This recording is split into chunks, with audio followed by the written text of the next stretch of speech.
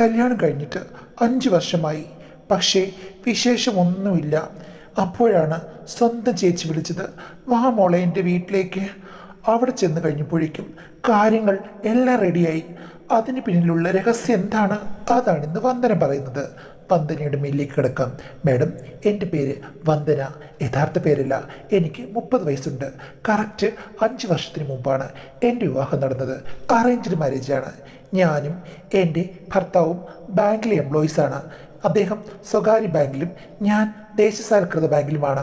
എന്തായാലും ഞങ്ങൾ രണ്ടുപേരും നല്ല ജോഡികളായിട്ടാണ് എല്ലാവരും വാഴ്ത്തിയത്. ഞങ്ങൾക്കിടയിലും സ്നേഹം, അടുപ്പം എല്ലാം ഉണ്ടായിരുന്നു. പിന്നെ മിക്ക ദിവസങ്ങളിലും പുള്ളി ബിസി ആയിരിക്കും. മറ്റൊരു ജില്ലയിലാണ് വർക്ക് ചെയ്യുന്നത്. ഇവിടേക്കുള്ള യാത്ര ഇത്തിരി കൂടുതലായതുകൊണ്ട് ഞാൻ പറയും, ചേട്ടൻ അവിടെ നിൽക്ക്, വീക്കെൻഡിലോ അവധി ദിവസങ്ങളിലോ മാത്രം വന്നാൽ മതിയെന്ന്. അത് അദ്ദേഹത്തിന് ഒരു റിലാക്സേഷൻ ആയിരുന്നു. വന്നു കഴിഞ്ഞാൽ എന്നോട് ഭയങ്കര സ്നേഹമാണ്. പിന്നെ ഉള്ളപ്പോൾ ഞങ്ങൾ ഇണക്കുരുവികളെ പോലെയാണ്. ഒരിക്കലും അങ്ങോട്ടും ഇങ്ങോട്ടും പിരിഞ്ഞിരിക്കില്ല. പിന്നെ എൻ്റെ ഇഷ്ടങ്ങൾക്കനുസരിച്ച് നിന്നോളും. എന്താണ് ഇഷ്ടം, മോൾക്ക് എന്ത് വേണം എന്നൊക്കെ ഇപ്പം വേണമെങ്കിലും ചോദിക്കും. ആ ടൈപ്പാണേ. പിന്നെ 1 വർഷം കഴിഞ്ഞപ്പോഴാണ് പതിവായ ചോദ്യങ്ങൾ തുടങ്ങിയത്. വിശേഷമൊന്നുമില്ലേ എന്ന് ചോദിച്ച് ആളുകൾ ബുദ്ധിമുട്ടിക്കാൻ തുടങ്ങിയപ്പോഴാണ് ഞങ്ങൾ രണ്ടുപേരും ഈ വിശേഷങ്ങൾക്ക് പുറകിൽ എന്തെങ്കിലും പ്രശ്നങ്ങളുണ്ടോ എന്നറിയാൻ വേണ്ടിയിട്ട് ഡോക്ടറെ കണ്ടത്. അപ്പോഴാണ് ഞങ്ങൾക്ക് രണ്ടുപേർക്കും ആ സത്യം മനസ്സിലായത്. രണ്ടുപേർക്കും ഗംഭീര കുഴപ്പങ്ങളുണ്ട്. അതിന് ട്രീറ്റ്മെൻറ്റ് ചെയ്യുക തന്നെ വേണം. അങ്ങനെ ട്രീറ്റ്മെൻറ്റുകളും മറ്റ് പണം മുടക്കിയുള്ള പല കാര്യങ്ങളുമായി കഴിഞ്ഞ 4 വർഷം പോയി. മാഡം, എല്ലാ ഡോക്ടർമാർ പറഞ്ഞതുപോലെ ചെയ്തു. പിന്നെ വീട്ടുകാർ പറഞ്ഞ പോലെ പ്രാർത്ഥനകൾ, വഴിപാടുകൾ, പോകാനിനി ഒരു സ്ഥലവുമില്ല. അത്രയ്ക്ക് ഞങ്ങൾ രണ്ടുപേരും കൂടി കഷ്ടപ്പെട്ടെങ്കിലും പ്രത്യേകിച്ച് ഒരു റിസൾട്ടും ഞങ്ങൾക്കുണ്ടായില്ല. അങ്ങനെ ശരിക്കും എനിക്ക് ഡിപ്രഷൻ അടിക്കുമോ എന്ന് പേടിച്ചു പോയി. ഒരു ഘട്ടത്തിൽ ഹസ്ബൻഡ് പറഞ്ഞു, എടി കുട്ടികളില്ലെങ്കിൽ എന്താ, നമുക്ക് രണ്ടുപേർക്കും നല്ല ജോലിയായിട്ട് ജീവിച്ചാൽ പോരെയെന്ന്. ഒരു കണക്കിൽ നോക്കുമ്പോൾ ഇപ്പോഴത്തെ കാലത്ത് അതൊക്കെ ഓക്കെയാണ്. എങ്കിലും ബന്ധുക്കളും നാട്ടുകാരും അവർ വെറുതെ ഇരിക്കുമോ? ബാക്കി എന്ത് കാര്യത്തിനും നമുക്ക് മറ്റുള്ളവരുടെ സഹായം ചോദിക്കാം. ഈ ഒരു കാര്യത്തിന് പറ്റുമോ? ഇല്ലല്ലോ. അങ്ങനെ ആയപ്പോഴേക്കും ആകെ ഞാൻ ഡെസ്പായി. ഹസ്ബൻഡിനോട് പറഞ്ഞു, നിനക്ക് വേണമെങ്കിൽ കുറച്ച് നാൾ ലീവ് എടുക്കാമെന്ന്. ഞാൻ പറഞ്ഞു, ലീവ് എടുത്തിട്ട് എന്ത് ചെയ്യാനാണ്? തിരക്കിനിടയിൽ ഇരിക്കുന്നതുകൊണ്ടാണ് എനിക്ക് വിഷമങ്ങളൊന്നും അറിയാതിരിക്കുന്നത്. അങ്ങനെ ഇരിക്കുമ്പോഴാണ് എൻ്റെ ചേച്ചി ഗൾഫിൽ നിന്ന് നാട്ടിലേക്ക് സെറ്റിലാകാൻ വന്നത്. രണ്ടുപേരും വർഷങ്ങളായി, അതായത് ചേട്ടനും ചേച്ചിയും വർഷങ്ങളായിട്ട് ഗൾഫിലാണ്. അവർ അവിടെ വിട്ട ഉടനെ ഇങ്ങ് വരുമെന്ന് എനിക്ക് തോന്നുന്നില്ലായിരുന്നു. പക്ഷേ പെട്ടെന്ന് മകൻ്റെ അഡ്മിഷന് വേണ്ടിയിട്ട് ഇവിടെ വന്നു. അവനെ ഇവിടെ നല്ലൊരു കോളേജിലാക്കി. എന്നിട്ട് അവർ പുതിയ വീടും ഒക്കെ വാങ്ങി താമസമാക്കി. ഇതെല്ലാം പെട്ടെന്നാണ് നടന്നത്. ഗൾഫിൽ നിന്ന് ഉടനെയെങ്ങും വരുന്നില്ലെന്ന് പറഞ്ഞ അവർ മകൻ്റെ പേര് പറഞ്ഞു വന്നത് എനിക്ക് സംശയമുളവാക്കി. ഞാൻ ചേച്ചിയോട് ചോദിച്ചു കഴിഞ്ഞപ്പോഴേക്കും ചേട്ടൻ അവിടെ എന്തൊക്കെയോ അലകുലത്ത് ബിസിനസ്സിൻ്റെ പേരിൽ ചെയ്തിട്ടുണ്ട്, അതുകൊണ്ട് അവിടെ നിൽക്കാൻ പറ്റില്ല, പണമൊക്കെയുണ്ട്, നാട്ടിൽ എന്തെങ്കിലും തുടങ്ങാം എന്ന് പറഞ്ഞു വന്നു.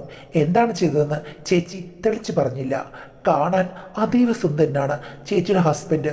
അങ്ങനെ ഭയങ്കരമായിട്ട് ഹെൽത്ത് ശ്രദ്ധിക്കുന്ന ആളാണ്.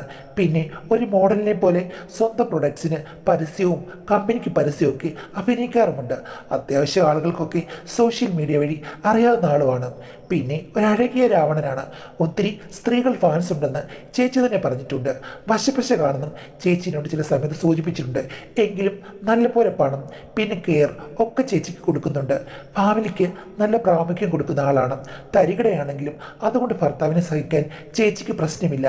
അല്ലെങ്കിൽ ചേച്ചി ഒത്തിരി കാര്യങ്ങളിൽ അഡ്ജസ്റ്റ് ചെയ്യുന്ന ഒരാളാണെന്ന് എനിക്ക് തോന്നിയിട്ടുണ്ട്. ഞങ്ങളുടെ വീട്ടിൽ ഒട്ടും മൊറാലിറ്റി ഇല്ലാത്ത ഒരാളാണ് ചേച്ചി. ഭർത്താവ് ഒരു കാട്ടുകോഴിയാണെന്ന് അറിഞ്ഞിട്ടും ചേച്ചിക്ക് പ്രശ്നമില്ലേ എന്ന് ചോദിച്ചു കഴിഞ്ഞാൽ ചേച്ചി പറയും, പിന്നെ ഇതൊക്കെ എന്താ, എന്തെങ്കിലും പ്രശ്നമുള്ള കാര്യമാണോ? മനുഷ്യരല്ലേ, അതൊക്കെ അങ്ങനെയാണ്. ഒരു വഴി കൂടെ പോയിട്ട് തിരിച്ചിങ്ങി വരും, അത്രയേ ഉള്ളൂ.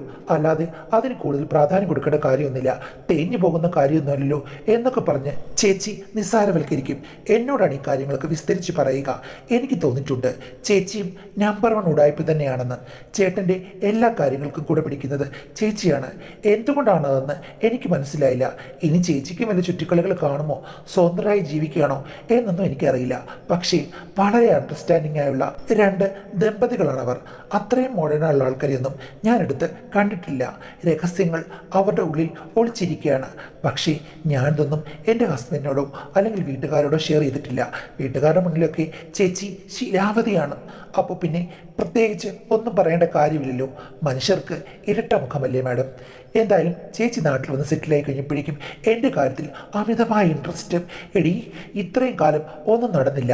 ഞാൻ ഗൾഫിലിരുന്ന് എനിക്കൊന്നും ചെയ്യാൻ പറ്റിയില്ല. ഞാൻ പറഞ്ഞു ചേച്ചി അല്ലെങ്കിൽ എന്ത് ചെയ്താൽ ഇത് ശരിയാകും. ഓ, എൻ്റെ കാര്യമല്ല, ഞാനത് നോക്കട്ടെ. ഇവിടെ ചികിത്സ മറ്റു കാര്യങ്ങളൊക്കെ നീ തിരയുന്നതിനേക്കാൾ നന്നായിട്ട് ഞാൻ തിരഞ്ഞാൽ കിട്ടും. നാട്ടിൽ ഞാൻ വന്നല്ലോ, ഇനി നിൻ്റെ കാര്യങ്ങൾ ഞാൻ റെഡിയാക്കും എന്നൊക്കെ പറഞ്ഞു. ഞാൻ ഹസ്ബൻഡിനോട് പറഞ്ഞപ്പോൾ ഹസ്ബൻഡ് പറഞ്ഞു, ആ ചേച്ചി റെഡിയാക്കിയാൽ നമുക്ക് കൊള്ളാം, അല്ലാതെ ഇപ്പം എന്താ. എന്തായാലും നിൻ്റെ വീട്ടിൽ ഇത്രയ്ക്ക് ശുഷ്കാന്തി കാണിക്കുന്ന, നമ്മളെ കുറ്റപ്പെടുത്താത്ത ഒരാളെങ്കിലും ഉണ്ടല്ലോ എന്ന് പറഞ്ഞു. അതൊരു കണക്കിന് ശരിയാണ്. ചേച്ചി കുറ്റപ്പെടുത്താറില്ല. എടി, ഇതൊന്നും വലിയ കാര്യമില്ല. എൻജോയ് ചെയ്ത് ജീവിക്കുന്നതിനിടയ്ക്ക് തടസ്സമാണ് ഈ കാര്യങ്ങളൊക്കെ. എനിക്ക് പിന്നെ പെട്ടെന്ന് എല്ലാം അങ്ങ് റെഡിയായി. അതുകൊണ്ട് ഞാൻ ഓക്കെ ആയെന്നേ ഉള്ളൂ. അല്ലാതെ നീ പറഞ്ഞതുപോലെ നിൻ്റെ അവസ്ഥയിലാണെങ്കിൽ ഞാനും എൻ്റെ ഭർത്താവും ഒട്ടും ദുഃഖിക്കില്ല. പ്രകൃതി തന്ന വരദാനമായിട്ട് ഞങ്ങളങ്ങ് കരുതും. കുട്ടികളില്ലാത്തത് എന്നൊക്കെ പറയും. ചേച്ചിക്ക് കിളി രണ്ട് സൈഡിൽ കൂടെ പറന്നു പോയെന്ന് ഞാനും പറയും. എന്തോ പ്രത്യേകതകൾ കൊണ്ട് മൂടുന്നൊരു റിലേഷനാണ് അവരുടെ ദാമ്പത്യ ബന്ധം. എൻ്റെ ഭർത്താവിനോട് എനിക്കങ്ങനെ പറയാൻ പറ്റില്ല. പുള്ളി ഈ കാര്യത്തിലൊക്കെ ഇത്തിരി പഴഞ്ചനാണ്. സെൻറ്റിമെൻറ്റ്സ് കൊണ്ട് പ്രേമത്തിൻ്റെ കൂടെ തന്നെ പഴഞ്ചൻ സെൻറ്റിമെൻറ്റ്സും ധാരാളം അരച്ച് കലക്കി കുടിച്ച ഒരു സൽസ്വഭാവിയാണ് എൻ്റെ ഭർത്താവ്. അപ്പോൾ കൂടുതലൊന്നും നമുക്ക് പറയാൻ പറ്റില്ല. അതെല്ലാം തെറ്റിദ്ധരിക്കപ്പെടും, സ്നേഹവും കുറയും. അതുകൊണ്ട് പറയേണ്ടത് മാത്രമേ സൂക്ഷിച്ചും കണ്ടും ഞാൻ പറയുകയുള്ളൂ. ചേച്ചി വന്നു കഴിഞ്ഞ് എന്നോട് പറഞ്ഞു, എടി മോളെ, ഞാൻ ഒരു കാര്യം കണ്ടുപിടിച്ചു. നീ ഒരു 4 മാസം 3 മാസം ലീവ് എടുക്കണം. അതെന്താ 4 മാസം 3 മാസം? നീ 3 മാസമെങ്കിലും ലീവ് എടുക്കുക, 90 ദിവസം. എന്നിട്ട് നേരെ എൻ്റെ വീട്ടിൽ വന്ന് നിൽക്കുക. എന്താ ചേച്ചി അവിടെ? എടി, ഇപ്പോൾ ഞങ്ങൾ വാങ്ങിയ ഈ വീടിനടുത്ത് ഏകദേശം 1 കിലോമീറ്റർ അകലെയാണ് പ്രശസ്തമായ ഒരു ആയുർവേദ സ്ഥാപനമുണ്ട്. അവിടെ നിന്ന് കാര്യങ്ങൾ എല്ലാം റെഡിയാക്കി എടുക്കാം. പക്ഷേ 90 ദിവസം നീ ഒന്ന് മെനക്കെടണം. അല്ല, ഞാൻ മെനക്കെട്ടാൽ മതിയോ? എൻ്റെ ഭർത്താവ്, ഇടി, അവന് കൗണ്ട് കുറവല്ലേ ഉള്ളൂ, അത് മരുന്ന് കഴിക്കാം. നിനക്കല്ലേ മറ്റ് പ്രശ്നങ്ങൾ. അതിന് നീ ശരിക്കും ഇവിടുന്ന് അഡ്മിറ്റ് ആയ പോലെ ചികിത്സിക്കേണ്ടി വരും. എല്ലാ ദിവസവും വീട്ടിൽ നിന്ന് പോയിട്ട് വരാം, രാത്രി ഇങ്ങ് വരാം, രാവിലെ അവിടെ പോയി പിന്നീട് അവർ പ്രൊസീജിയർ എല്ലാം ചെയ്തിട്ട് വൈകുന്നേരം ആകുമ്പോഴേക്കും നിനക്ക് തിരിച്ചു വരാം. വൈകുന്നേരം ആകണ്ട, ഉച്ച കഴിയുമ്പോഴേക്കും വരാം. അങ്ങനെ നിന്റെ ദുർമേധസ്സും മറ്റു കാര്യങ്ങളും ഒക്കെ ഒന്ന് കളഞ്ഞ് നിന്റെ കാര്യങ്ങൾ ഓക്കെ ആകും. അവൻ എല്ലാ അവധി ദിവസവും ഇങ്ങോട്ട് വന്നോട്ടെ, ഹസ്ബൻഡ്. അപ്പോൾ 2 പേർക്കുള്ള ട്രീറ്റ്മെൻറ്റ് കൊണ്ട് ശരിയാകും. നീയും അവനും കൂടെ ജോലിക്ക് പോകാതിരുന്നു കഴിഞ്ഞാൽ ശരിയാകില്ലല്ലോ. അതുകൊണ്ട് കൂടിയാണ് ഞാൻ പറഞ്ഞു. ചേച്ചിയുടെ മാധുര്യം മൂറുന്ന വർത്തമാനം കേൾക്കുമ്പോൾ ആർക്കായാലും ഒരാശ തോന്നും, ഇത് നടക്കും എന്നൊരു കോൺഫിഡൻസ് എനിക്ക് വന്നു. അത്രയ്ക്കും വലിയ കാര്യമായിട്ടാണ് പറയുന്നത്. ഞാൻ ഹസ്ബൻഡിനോട് പറഞ്ഞു, ഫോൺ കൊടുത്തു. അപ്പോഴേക്കും ഹസ്ബൻഡിനെ ബ്രെയിൻ വാഷ് ചെയ്തു. ഹസ്ബൻഡ് ഇത് കേട്ടിട്ട് പറഞ്ഞു, നിന്റെ ചേച്ചി പറഞ്ഞു കഴിഞ്ഞാൽ നടക്കും. ചേച്ചി പറഞ്ഞ ഈ കാര്യം ഫലവത്താകുമെന്ന് എനിക്ക് ഉറപ്പുണ്ട്. ഭർത്താവിന് വല്ലാത്ത ആവേശം കയറി. അങ്ങനെയായപ്പോൾ പിന്നെ എന്ത് ചെയ്യാനാണ്? ഞാൻ 3 മാസം ലീവ് എടുത്തു. എന്നിട്ട് ചേച്ചിയുടെ വീട്ടിലേക്ക് പോയി. ചേട്ടനിവിടെ ബിസിനസ് ഉണ്ട്, ബിസിയാണ്. രാത്രി 11-11:30 വരുമ്പോൾ പിന്നെ ചേച്ചിക്ക് ഒരു മോനും ഒരു മോളാണുള്ളത്. 2 പേരും ഇപ്പോൾ ഹോസ്റ്റലിലാണ്. ഇവിടെ നിന്ന് പഠിക്കാൻ മകൾക്കും ഇഷ്ടമല്ല. അവൾക്കും ഇൻ്റർനാഷണൽ സ്റ്റാൻഡേർഡുള്ള സ്കൂളിൽ തന്നെ പഠിക്കണം. അതുകൊണ്ടാണ് അവളെയും അങ്ങനെ ഹോസ്റ്റലിലാക്കിയത്. ചേച്ചി സ്വതന്ത്രയും സുന്ദരിയും സുമുഖിയുമായി ഇങ്ങനെ പരിലസിക്കുന്നു. കണ്ടാൽ എൻ്റെ അനിയത്തിയാണെന്ന് പറയുകയുള്ളൂ. പിന്നെ വീട്ടിൽ തന്നെ ജിം സെറ്റപ്പൊക്കെ ഉണ്ട്. ചേട്ടനാണെങ്കിലും കണ്ടു കഴിഞ്ഞാൽ സിനിമാ നടന്മാരെ വെല്ലും. എൻ്റെ ഭർത്താവിനും നല്ല സൗന്ദര്യമുണ്ട്, എങ്കിലും ചേട്ടൻ്റെ അത്രയും ഫിനിഷിംഗ് ഇല്ല. അത് ചൂണ്ടിക്കാട്ടി ഞാൻ പറയും. അപ്പോൾ പുള്ളി പറയും, എനിക്ക് ഈ തിരക്കിനിടയ്ക്ക് ഇങ്ങനെയൊന്നും ആകാൻ പറ്റില്ല. പിന്നെ നിങ്ങൾക്ക് ഓഫീസ് ടൈം മാത്രമേ ഉള്ളൂ ഡ്യൂട്ടി. പക്ഷെ ചേട്ടൻ അങ്ങനെയല്ല. നോക്കിക്കേ, വലിയ ബിസിനസ് ചെയ്യുന്ന ആളാണ്, ഭയങ്കര തിരക്കുമാണ്. എന്നിട്ട് അദ്ദേഹം ഇത്രയും ഫിറ്റായിരിക്കുന്നത് കണ്ടോ എന്ന് ചോദിക്കും. ഫിറ്റായിരുന്നാൽ നമ്മുടെ പ്രശ്നമെല്ലാം പോകുമെന്ന് ഭർത്താവ് തിരിച്ചു ചോദിക്കും. പറയാൻ പറ്റില്ല, പോയാലോ? അത്യാവശ്യം എക്സസൈസൊക്കെ ഞാൻ ചെയ്യുന്നുണ്ട്, ഡോക്ടർ പറഞ്ഞതുപോലെ. ഇതൊക്കെ പറഞ്ഞ് ഞങ്ങളിടയ്ക്ക് വഴക്കുണ്ടാക്കാറുണ്ട്. അതൊക്കെ സൗന്ദര്യപ്പണക്കം മാത്രം, വേറെ പ്രശ്നങ്ങൾ ഒന്നുമില്ല.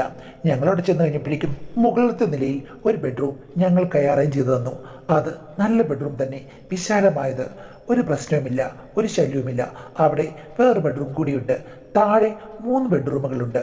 അവിടെ ഒരു ബെഡ്റൂം മകൻ്റേതാണ്. അവനത് ആർക്കും ഷെയർ ചെയ്യുന്ന ഇഷ്ടമല്ല, അതുകൊണ്ട് അടച്ചിട്ടിരിക്കുകയാണ്. പിന്നെ ഒരു ബെഡ്റൂമിൽ ചേട്ടനും ചേച്ചിയും. താഴത്തെ ഒഴിഞ്ഞു കിടക്കുന്ന വേറൊരു ബെഡ്റൂം ഉണ്ടല്ലോ, അവിടെ എന്താ ഞങ്ങളെ അക്കോമഡേറ്റ് ചെയ്യാത്തത് എന്ന് ഞാൻ ഓർത്തു. പക്ഷേ ഞാൻ ചോദ്യം ചെയ്യാൻ പോയില്ല, അവരുടെ വീടാണല്ലോ. പിന്നീട് വൈകുന്നേരമായപ്പോഴാണ് എനിക്ക് ആ കാര്യം മനസ്സിലായത്. ചേട്ടൻ വന്നു കഴിഞ്ഞപ്പോഴേക്കും ചേട്ടൻ്റെ കൂടെ അതീവ സുന്ദരനായ 10-26 വയസ്സുള്ള ഒരു ചെറുപ്പക്കാരനുണ്ട്.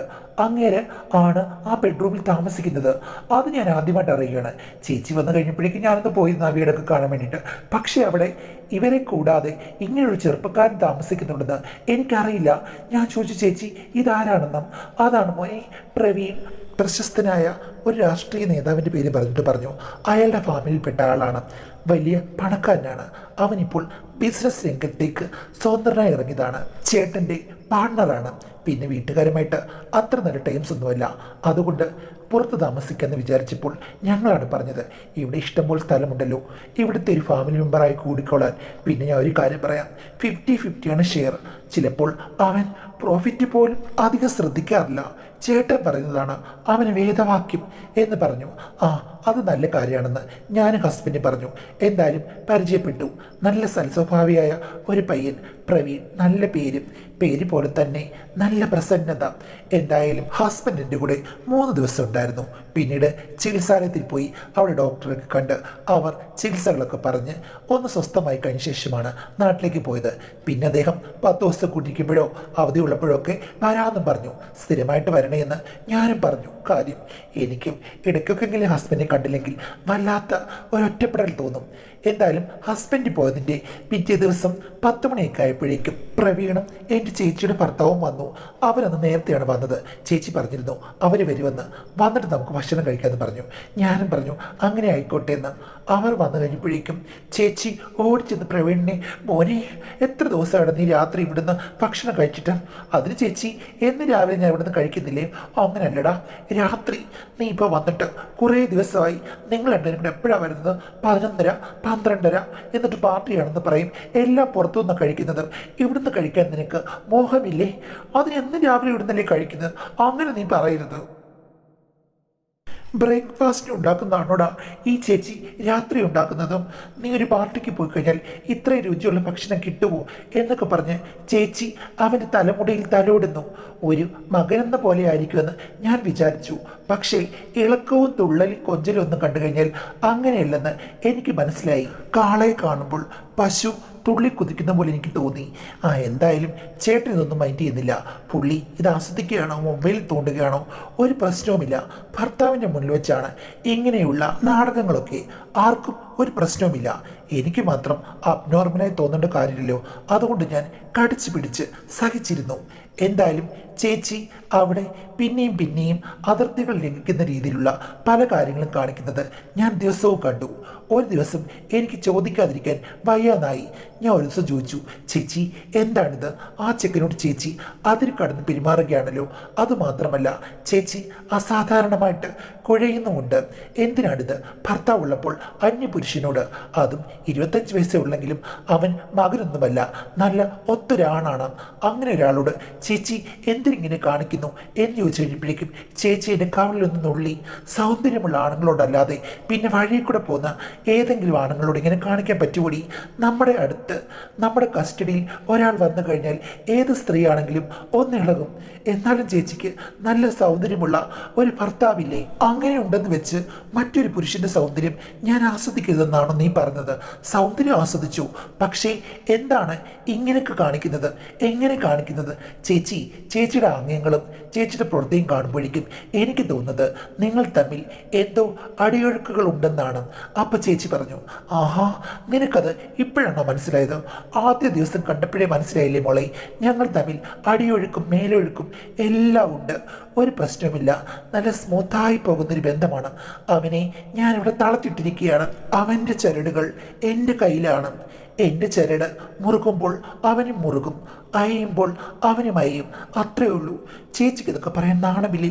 ഞാൻ തേടി നാണിക്കുന്നത് ഈ പ്രായത്തിലും ഞാൻ വിളിച്ചു കഴിഞ്ഞാൽ, അല്ലെങ്കിൽ ഞാൻ നിയന്ത്രിച്ചാൽ നിയന്ത്രിക്കുന്ന ഒരു പുരുഷൻ കൂടി ഉണ്ടാകുന്നത് സ്ത്രീക്ക് ഒരു ട്രോഫി കിട്ടിയതുപോലെയല്ലേ? ആവോ, എനിക്കറിയില്ല മോളെ. സദാചാരം വീട്ടിൽ വെച്ചിട്ട് മാത്രം ഇങ്ങോട്ട് വരാമെന്ന് ഞാൻ പറഞ്ഞതല്ലേ? അതൊക്കെ ശരിയാ. എന്നാലും പിന്നാലും ഒന്നുമില്ല മോളെ. ജീവിതമല്ലേ, ആസ്വദിക്കണം എന്നാണ് ഞങ്ങളുടെ രണ്ടുപേരുടെയും ക്രൈറ്റീരിയ എന്ന് നിന്നോട് പറഞ്ഞതല്ലേ? ചേട്ടന് പ്രശ്നമില്ലേ? ചേട്ടൻ എന്താണ് ഈ പ്രശ്നം? ചേട്ടൻ എവിടെ പോകുന്നു? ഏത് മരത്തിൽ കയറുന്നു? ഏത് മാങ്ങ ഇടുന്നു എന്ന് ഞാൻ നോക്കുന്നില്ല. എൻ്റെ കാര്യം അങ്ങനെ നോക്കാൻ വരേണ്ട കാര്യമില്ല. പിന്നെ ഇവനെ ഇവിടെ ഉറപ്പിച്ചു നിർത്തേണ്ടത് ബിസിനസ്സിൻ്റെ മുന്നേറ്റത്തിന് ഞങ്ങൾക്ക് അത്യാവശ്യമാണ്. നീ വിചാരിക്കുന്ന പോലൊന്നുമല്ല. നമ്മളെ ഇട്ടുമൂടാൻ പണം അവൻ്റെ കയ്യിലുണ്ട്. ഇനിയിപ്പോൾ ബിസിനസ് നഷ്ടമായാലും അവൻ്റെ ടൗണിൽ കിടക്കുന്ന വീതത്തിൽ ഒരു മുറി മുറിച്ച് വിറ്റാൽ പോലും കോടികൾ കിട്ടും. അപ്പോൾ ചേച്ചി രണ്ടും കൽപ്പിച്ചാണ്. രണ്ടുമല്ലടി, ഞാൻ ചിലപ്പോൾ നാലും കൽപ്പിക്കും. അപ്പോൾ ചേച്ചി പറഞ്ഞു വരുന്നത് ചേച്ചി അവനുമായി ഒത്തിരി അടുത്തെന്നാണോ? എന്തിനാടി നീ ഇങ്ങനെ വളഞ്ഞു ചുറ്റി മൂക്കിൽ പിടിക്കുന്നത്? എല്ലാം ഉണ്ട്. ഒരു ദിവസം ഭർത്താവിൻ്റെ കഥകളി ഞാൻ കാണും, അടുത്ത ദിവസം ഇവൻ്റെ നൃത്തമാലയും. നിനക്കെന്തെങ്കിലും കുഴപ്പമുണ്ടോ എന്ന് ചോദിച്ചു. ഞാൻ പറഞ്ഞു എനിക്കൊരു കുഴപ്പവുമില്ല. ചേച്ചി ആടുന്നു പാടുന്നു, ഞാൻ എന്ത് ചെയ്യാനാണ്? ഇതൊക്കെ കണ്ട് അസൂയ മുത്തിട്ട് നീ ഒരു ദിവസം എനിക്ക് ചേട്ടൻ്റെ കഥകളി കാണണം, അതേപോലെ ചേട്ടൻ്റെ കൂട്ടുകാരൻ്റെ ബാലെ കാണണം എന്നൊന്നും എന്നോട് പറയരുത് എന്ന് പറഞ്ഞു. പിന്നെ ഞാൻ അങ്ങനെ പറയില്ല. ചേച്ചിയുടെ സ്വഭാവം എനിക്ക് നമ്മുടെ കുടുംബത്തിൽ മാന്യതയുള്ളത് എനിക്ക് മാത്രമാണ്. എടി മാന്യത എന്നെ കൊണ്ടൊന്ന് പറയിപ്പിക്കരുത്. നമ്മുടെ അമ്മയുടെ പഴഞ്ചൻ ചിന്തയല്ല നിനക്ക് കിട്ടിയിരിക്കുന്നത്. ചേച്ചി ഞാൻ സത്യമാടി പറഞ്ഞത് എന്ന് പറഞ്ഞ് ചേച്ചി ചിരിച്ചുകൊണ്ട് പോയി. അസാധാരണമായ ധൈര്യമാണ് ഇവർക്ക്. ഇവരൊക്കെയാണോ യഥാർത്ഥത്തിൽ ജീവിതം ആഘോഷിക്കുന്നത്? ഞാൻ ചെയ്തുകൊണ്ടിരിക്കുന്ന തുടർന്നു പോകുന്ന ജീവിതം രസകരമല്ലേ? ഇങ്ങനെയൊക്കെ എനിക്ക് തോന്നി. എന്തായാലും പിന്നീടും പ്രണയചേഷ്ടകൾ കൊണ്ട് നിറഞ്ഞ ഒത്തിരി സംഭവങ്ങൾ ഞാൻ കണ്ടു. ചേട്ടന് പ്രശ്നമില്ല. ചേട്ടൻ്റെ മുന്നിലാണെങ്കിലും ചേട്ടൻ അതൊക്കെ നോർമലായി എടുക്കുന്നു. ഇത് വേറെ യൂണിവേഴ്സാണെന്ന് എനിക്ക് തോന്നിപ്പോയി. എൻ്റെ ചികിത്സകൾ പുരോഗമിക്കുന്നുണ്ട്. ഭർത്താവ് അവധി ദിവസവും അല്ലെങ്കിൽ വീക്കെൻഡിലും വരും. ഞങ്ങൾ തമ്മിലുള്ള എല്ലാ കാര്യങ്ങളും നല്ല രീതിയിൽ പോകുന്നുണ്ട്. പിന്നെ എൻ്റെ ഭർത്താവ് വരുമ്പോൾ മാത്രം അവിടെ വളരെ ശ്രദ്ധിച്ചുള്ള ഒരു അന്തരീക്ഷം വരും. എല്ലാം ഫോർമലാണ്. പിന്നെ എൻ്റെ ഭർത്താവ് കൂടുതലും എൻ്റെ കൂടെ ഇരിക്കാൻ ആഗ്രഹിക്കുന്ന ആളാണ്. അതുകൊണ്ട് അവർക്ക് വലിയ ശല്യവുമില്ല. അതൊക്കെ അവർ മാനേജ് ചെയ്യും. എന്തുകൊണ്ടും വിദഗ്ധമായ പ്ലാനിങ്ങിൽ അതിവിദഗ്ധരാണ് അവരെന്ന് എനിക്ക് മനസ്സിലായി. സന്ദർഭമനുസരിച്ച് എന്ത് വേണമെങ്കിലും പെരുമാറാൻ പറ്റും. അങ്ങനെ ചികിത്സകൾ പോകുന്നുണ്ട്. 2 മാസത്തെ ചികിത്സ കഴിഞ്ഞപ്പോഴേക്കും ഹസ്ബൻഡിന് ലാബ് റിസൾട്ടിൽ നല്ല വ്യത്യാസമുണ്ട്. എനിക്കാണെങ്കിലും വണ്ണമൊക്കെ കുറഞ്ഞ് കുറച്ചുകൂടി സ്ലിമ്മായി. ഒരു 18 ഇപ്പോൾ എനിക്ക് തന്നെ തോന്നി. സൗന്ദര്യം വർദ്ധിച്ചിട്ടുണ്ട്. അതുമാത്രമല്ല, ചേട്ടൻ ഒരു ദിവസം എൻ്റെ മുഖത്ത് നോക്കി പറഞ്ഞു, എടി മോളെ, നിന്നെ കാണാൻ നിന്റെ ചേച്ചിയേക്കാളൊക്കെ ഇപ്പോൾ അതീവ സുന്ദരിയാണെന്ന്. ചേച്ചിക്കിത് ഒട്ടും ഇഷ്ടപ്പെട്ടില്ല. കുറച്ച് വണ്ണം കുറഞ്ഞാലൊന്നും അവൾ എന്നെപ്പോലെ സുന്ദരിയൊന്നും ആകില്ല. നിങ്ങൾക്ക് അവളോട് എന്തോ ഒരു ടാർജറ്റുണ്ട് എന്ന് പറഞ്ഞു. ചേട്ടൻ അത് കേട്ട് പൊട്ടിച്ചിരിച്ചു. ഞാനാണെങ്കിൽ ചമ്മിപ്പോയി. അപ്പോൾ ചേട്ടൻ പറഞ്ഞു, ഇവളെങ്ങനെ വിടുവാവരെന്ന് പറയും, നീ കാര്യമാക്കണ്ടെന്ന് പറഞ്ഞു. പക്ഷേ ചേട്ടൻ പോയി കഴിഞ്ഞപ്പോഴേക്കും ചേച്ചി എൻ്റെ നെറുകിൽ തലോടിക്കൊണ്ട് പറയുകയാണ്, മോളെ, ചേട്ടന് നിന്നോട് എന്തൊക്കെയോ ഇഷ്ടങ്ങളുള്ളതുപോലെ എനിക്ക് തോന്നുന്നു. ചേച്ചി അങ്ങനെ പറയരുത്. ചേട്ടൻ പാവമാണ്. ചേട്ടൻ പാവമല്ലേ മോളെ, നല്ല ഭയങ്കരനാണ്. അങ്ങനെ എന്തെങ്കിലും ഇഷ്ടമായിട്ട് മോള് തനിയെ കിടന്നുറങ്ങുന്ന സമയത്ത് ചേട്ടൻ വരികയാണെങ്കിൽ മോൾ എന്ത് ചെയ്യും? ഞാൻ എതിർക്കും. എതിർക്കരുത് മോളെ. എതിർത്താൽ മോൾക്ക് ഒരവസരം നഷ്ടപ്പെടും. ഇപ്പോൾ മോളുടെ സുവർണ കാലമാണ്. ചികിത്സയ്ക്ക് നന്നായി മുന്നോട്ട് പോകുന്നു. ഇനിയാണ് ചേച്ചി ഞെട്ടിപ്പിക്കുന്നൊരു കാര്യം പറയാൻ പോകുന്നത്. മോളെ, ഇനിയിപ്പോൾ ഇവിടെ ആകെ മൊത്തം ടോട്ടൽ 3 ആണുങ്ങളുണ്ട്. ആരാ ചേച്ചി 3 ആണുങ്ങൾ? ഒന്ന് നിന്റെ ഭർത്താവ്, ഒന്ന് പ്രവീണ്, ഒന്ന് എൻ്റെ ഭർത്താവ്. അതിന് ഞാനെന്ത് വേണം? മോളെ, മാനേജ് ചെയ്യുമ്പോൾ 3ഉം നീ മാനേജ് ചെയ്ത് കഴിഞ്ഞാൽ ഈ അവസരത്തിൽ നിനക്ക് എവിടെ നിന്നാണെന്നറിയാത്ത നല്ല റിസൾട്ട് കിട്ടും. ചേച്ചി എന്താ പറയുന്നത്? എടി പെണ്ണെ, ഇപ്പോൾ കാര്യങ്ങളെല്ലാം ഓക്കെയാണ്. നിന്റെ ഭർത്താവ് അവധി ദിവസങ്ങളിലും അതേപോലെ തന്നെ വീക്കെൻഡിലും വരുന്നുണ്ട്. ഇവിടെ 2 ആണുങ്ങളുണ്ട്. അവര് കഴിവിലും സൗന്ദര്യത്തിലും ഒട്ടും പിറകിലല്ല. അതുകൊണ്ട് നീ ഒരു കാര്യം ചെയ്യണം. കുറച്ച് നാൾ ചേച്ചിയുടെ കൂടെ നീ കൂടണം. ചേച്ചിയുടെ ഐഡിയകൾ നീ ഫോളോ ചെയ്യണം. അതോടുകൂടി നിന്റെ കാര്യങ്ങളെല്ലാം ഓക്കെ ആകും. ചേച്ചി വെറുതെ തോന്നിയാസം പറയുന്നത് എനിക്ക് പേടിയാ എന്ന് പറഞ്ഞപ്പോൾ ചേച്ചി പറഞ്ഞു, പേടിയൊക്കെ ഞാൻ മാറ്റിത്തരാം. ഇവർ 2 പേരും എൻ്റെ കയ്യിലാണ്. കാര്യം അവരുടെ കൺട്രോൾ എൻ്റെ വശമാണ്. ഒരു പ്രശ്നവുമില്ല. ഇതിനു മുൻപ് എങ്ങനെയായിരുന്നു അതേപോലെ തന്നെ മാത്രമേ പിൻപും നിന്റെ ജീവിതം പോകും.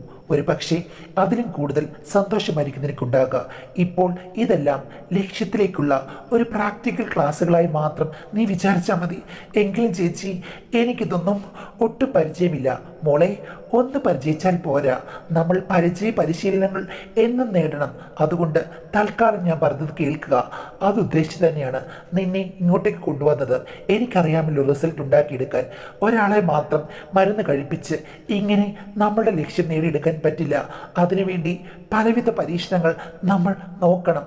അതിനുള്ള ഒരു വേദിയായി ഇത് ഒരുക്കിയെടുക്കണം. വാടി ഇങ്ങോട്ട് എന്ന് പറഞ്ഞ് ചേച്ചി എന്നെ ബ്രെയിൻ വാഷ് ചെയ്തു. ദിവസവും ഒരാഴ്ച ബ്രെയിൻ വാഷ് ചെയ്തപ്പോഴേക്കും ചേച്ചി പറയുന്നതിലും എന്തോ ഉണ്ടെന്ന് എനിക്ക് തോന്നി. ഞാൻ എന്നൊന്ന് മൂടിയതിൻ്റെ അന്ന് രാത്രി ചേച്ചി അവിടെ ഒരു വട്ടമേശ സമ്മേളനം വിളിച്ചു. നമുക്ക് ലക്ഷ്യപ്രാപ്തിയാണ് മുഖ്യം. നിങ്ങൾ രണ്ടാണുങ്ങൾക്കും ഇതൊക്കെ ഒരു ടൈം പാസ്സായിട്ട് മാത്രം ഫീൽ ചെയ്യൂന്ന് എനിക്കറിയാം. കാര്യം നിങ്ങൾ വലിയ വേന്ദ്രന്മാരാണെന്ന് എനിക്കറിയാമല്ലോ. നിങ്ങളെ എല്ലാവരെയും സ്വതന്ത്രരായി ഞാൻ വിട്ടിരിക്കുന്നത് എനിക്കും സ്വതന്ത്രരായി നടക്കാൻ വേണ്ടിയിട്ട് തന്നെയാണ്. സെൻറ്റിമെൻറ്റ്സും അല്ലെങ്കിൽ ഒന്നുമില്ലാത്ത നിങ്ങൾക്ക് മാത്രമേ ഈ ഒരു കർമ്മം നന്നായി നിർവഹിക്കാൻ പറ്റൂ. മോളെ, നീ ഇതിൽ സെൻറ്റിമെൻറ്റ്സ് പുറത്തെടുക്കരുത്. ഒന്നുകിൽ ഇതൊരു രസകരമായ പ്രക്രിയയായി മാത്രം കരുതുക. പിന്നെ ലക്ഷ്യപ്രാപ്തിയിലേക്ക് പോകാനുള്ള കാര്യങ്ങളും ഇവരും അങ്ങനെ മാത്രമേ ഉള്ളൂ. പിന്നെ ഇവർക്ക് രണ്ടുപേർക്കും അങ്ങനെയൊന്നുമില്ല. ഏത് കാര്യത്തിനും അവർ റെഡിയാണ്. അത്തരം മനസ്സാണ് അവർക്ക്. ബിസിനസ് മേഖലയിലല്ലേ, എങ്ങോട്ടും വളയും. അതുകൊണ്ട് ഇന്ന് രാത്രി തന്നെ മോളെ, ചേട്ടനായിരിക്കും ആദ്യം വരിക. ചേട്ടാ, നമ്മുടെ ഉദ്ദേശം എന്താണെന്ന് അറിയാമല്ലോ. അതുകൊണ്ട് ഇവൾക്ക് ഓക്കെ അല്ലെങ്കിൽ പോലും നമുക്ക് ഉദ്ദേശമുള്ള കാര്യങ്ങൾക്ക് വേണ്ടിയിട്ടുള്ള കാര്യങ്ങൾ കറക്റ്റായിട്ട് നടക്കണം എന്ന് പറഞ്ഞു. രണ്ടുപേരും തലയാട്ടി. ചേട്ടൻ വന്നപ്പോൾ എനിക്ക് ചമ്മലായിരുന്നു. ചേട്ടൻ പക്ഷേ പറഞ്ഞത്, ജീവിതം ഒരു വല്ലാത്ത തരികിടയാണ് മോളെ. അവിടെ നമ്മൾക്ക് നിലനിൽക്കാൻ വേണ്ടി പല പല കാര്യങ്ങളും കണ്ടെത്തേണ്ടി വരും എന്ന് പറഞ്ഞു. പക്ഷേ അവരൊക്കെ ഈ കാര്യത്തിൽ PhD എടുത്ത പോലെയാണ് എനിക്ക് തോന്നിയത്. ഒരു പ്രശ്നങ്ങളുമില്ല, ഒരു കുറ്റബോധവുമില്ല. തുടക്കത്തിൽ യാതൊരു വിധത്തിലുള്ള പാളിച്ചകളുമില്ല. ഒരാളെ എങ്ങനെ വശത്താക്കണമെന്നും അവരെ എങ്ങനെ മാനേജ് ചെയ്യണമെന്നും അറിയാം. അതുകൊണ്ട് തന്നെ എൻ്റെ ടെൻഷൻ 10 മിനിറ്റ് കൊണ്ട് അപ്രത്യക്ഷമായി. കാര്യങ്ങൾ ഏറ്റവും നന്നായി നടന്നു എന്നുള്ളത് ഞാൻ തുടർച്ചയായി പറയേണ്ട കാര്യമില്ലല്ലോ. പ്രവീൺ വന്നപ്പോഴും അങ്ങനെ തന്നെയായിരുന്നു. അവനും എന്നോട് അമിതമായ സ്നേഹമാണ് പ്രദർശിപ്പിച്ചത്. പക്ഷേ എനിക്ക് അവരോട് രണ്ടുപേരോടും അനിതര സാധാരണമായ അടുപ്പം തോന്നിപ്പോയി. അവർക്ക് പക്ഷേ അങ്ങനെയല്ല. എല്ലാം ഒരു പ്രാക്ടിക്കൽ ചിന്താഗതി മാത്രം. പക്ഷേ എൻ്റെ ലക്ഷ്യം ഇന്ന് ഞാൻ നേടിയെടുത്തു. ചേച്ചി എന്നെ ആശീർവദിച്ചു. എൻ്റെ ഭർത്താവിനും വീട്ടുകാർക്കുമെല്ലാം സന്തോഷവുമായി. അതിൻ്റെ പിന്നിലുള്ള രഹസ്യങ്ങൾ ആർക്കും അറിയുകയുമില്ല. പക്ഷേ മാഡം, ഈ 3 പുരുഷന്മാരെയും ഓർത്ത് എൻ്റെ മനസ്സിൽ ഒരേപോലെയുള്ള ആശങ്കകളാണ്. 3 പേരെയും ഞാൻ മനസ്സിൽ ഒരുപോലെ സ്നേഹിക്കുകയും അംഗീകരിക്കുകയും ആദരിക്കുകയും ചെയ്യുന്നുണ്ട്. 3 പേരെ എനിക്ക് മറക്കാൻ പറ്റുന്നില്ല. പക്ഷേ എൻ്റെ ഭർത്താവ് മാത്രമേ ഇപ്പം എൻ്റെ കൂടെ ഉള്ളൂ. ബാക്കി 2 പേരും അവരുടേതായ മേഖലകളിൽ പോകുന്നുണ്ട്. എനിക്ക് ഒരു കോൾ പോലും അവർ ചെയ്യാറില്ല. പക്ഷേ എൻ്റെ മനസ്സിലെ ഈ കാര്യം എനിക്ക് തുറന്ന് പറയാനും പറ്റുന്നില്ല. എൻ്റെ മനസ്സിൽ പ്രണയം കുടികൊള്ളുകയാണ്. റെസ്റ്റിലാണെങ്കിലും എനിക്കെന്തോ മനസ്സിൽ വല്ലാത്ത ഭാരമാണ് മാഡം. എൻ്റെ മനോഗതി മാഡത്തിന് ഊഹിക്കാൻ പറ്റുന്നുണ്ടോ എന്നാണ് ചോദിക്കുന്നത്. തീർച്ചയായിട്ടും ഊഹിക്കാൻ പറ്റുന്നുണ്ട്. കാര്യം, ഇഷ്ടമുള്ള 3 പുരുഷന്മാർ, ആ 3 പുരുഷന്മാരെയും തുല്യമായി ഓർത്ത് ദുഃഖിക്കുന്നൊരു സ്ത്രീ, സ്നേഹിക്കുന്നൊരു സ്ത്രീ, അങ്ങനെ ഒരാളുണ്ടോ എന്ന് കേൾക്കുമ്പോഴേക്കും ചിലപ്പോൾ ആളുകൾ ഇവർക്ക് എന്തിൻ്റെ കേടാന്ന് ചോദിച്ചേക്കാം. പക്ഷേ അങ്ങനെ മനസ്ഥിതി വരാൻ കാര്യം നമുക്ക് ഇഷ്ടമുള്ള ഒന്നിലധികം ആളുകൾ ഉണ്ടാകാമല്ലോ. അതുകൊണ്ട് പ്രത്യേകിച്ച് കാര്യമൊന്നുമില്ല. നിങ്ങൾക്ക് നിങ്ങളുടെ ജീവിതം നന്നായി മുന്നോട്ട് കൊണ്ടുപോകണമെങ്കിൽ പ്രാക്ടിക്കലായി കാര്യങ്ങൾ ചിന്തിച്ചെങ്കിൽ മാത്രമേ പറ്റുകയുള്ളൂ. അവിടെ ചേച്ചി സഹായിച്ചു എന്നുള്ളത് ഉള്ളത് കൊണ്ട് ഈ സെൻറ്റിമെൻറ്റ്സ് കൊണ്ട് ഗുണമില്ലാത്തത് കൊണ്ട് അത് മറന്നേക്കാതെയുള്ളൂ വഴി.